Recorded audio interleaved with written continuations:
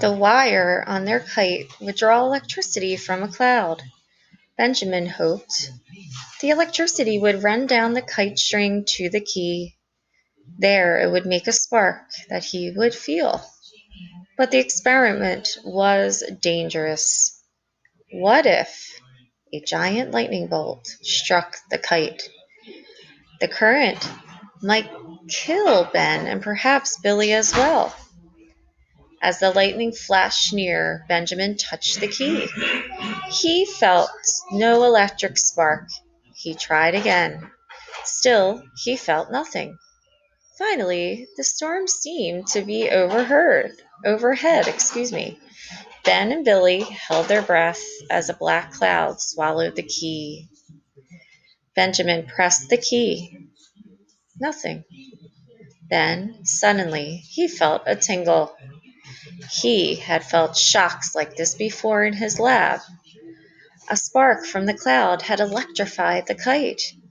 The spark had zoomed down the wet string into the metal key, where Ben could feel it. With Billy's help, he had proved that lightning was electricity. But the father and son weren't done. Ben took the bottle from beneath his coat.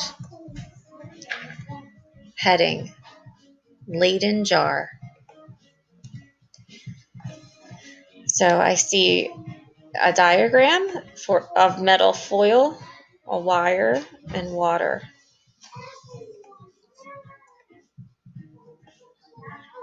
Wire and water.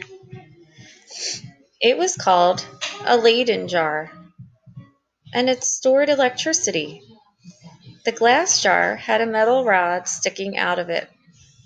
Ben touched the rod of the Leyden jar with the key. The electricity flowed from the key into the bottle.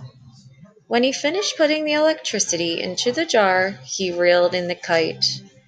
Then Ben and his son went home with the kite and bottle of electricity. News of the experiment spread. Ben Franklin became famous for proving that lightning was electricity. But he wasn't satisfied. Now he wanted to make lightning less dangerous. Within a short time, he invented the lightning rod. A metal rod was fixed to the top of a building. When any lightning hit the rod, it would run into the ground through a wire. The building and the people inside would not be harmed.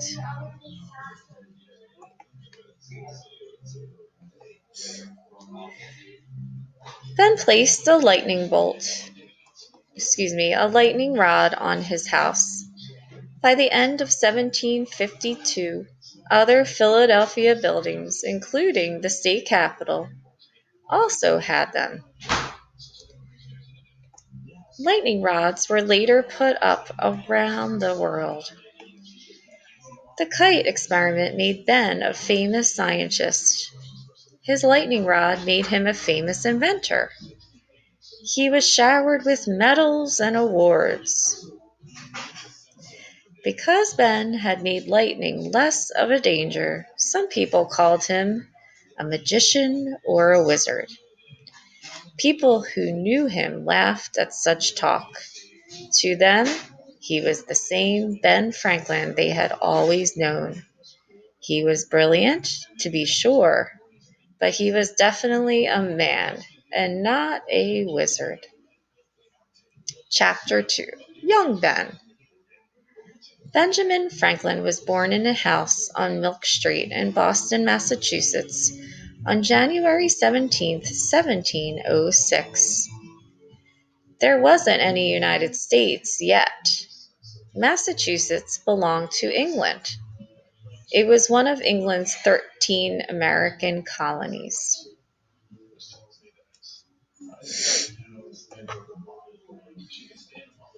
Ben's family was large, very large. He was number 15 in a family with 17 children. As often happened back then, 4 of the children died young.